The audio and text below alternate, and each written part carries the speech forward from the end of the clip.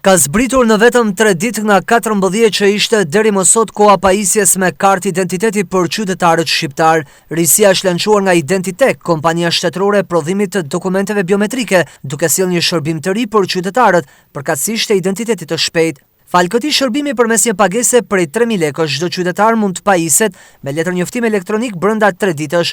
Shërbimi është krijuar për të lehtësuar dhe për shpejtuar procesin e aplikimit, duke ardhur në ndihmë qytetarëve që kanë nevojë urgjente për dokumentin e tyre të identifikimit. Procedura për shpejtuar është veçanërisht e dobishme për emigrantët, të cilët qëndrojnë për pak ditë në Shqipëri, si dhe për të gjithë ata që kanë nevojë të marrin shpejt kartën e tyre të identitetit, qoftë për arsye personale, profesionale apo administrative. Në vijim të angazhimit për inovacion dhe lehtësimin e aksesit në shërbime, Identitek në varësi të Ministrisë së Brendshme synon të jetë sa më pranë qytetarëve, duke ofruar produkte e shërbime të cilat përmirësojnë jetën e tyre, thuhet në njoftimin për shtyp. Aplikimi kryhet në çdo zyrë Identitek në të gjithë Shqipërinë. Procedura është e thjeshtë. Blihet kuponi me procedurë të përshpejtuar, merret me vete dokumenti i vjetër ose vetë deklarimi humbjes apo vjedhjes nga Jellbenja, si dhe kryhet aplikimi në një nga zyrat, ndërsa karta e re tërhiqet po aty ku është bërë aplikimi. Ky shërbim është i aksesueshëm për të gjithë qytetarët, duke përfshirë ata që pajisen për herë të parë me letër njoftimi elektronik, ata që renovojnë dokumentin e skaduar, apo ata që kërkojnë zëvendësim për shkak të skadimit, dëmtimit apo humbjes.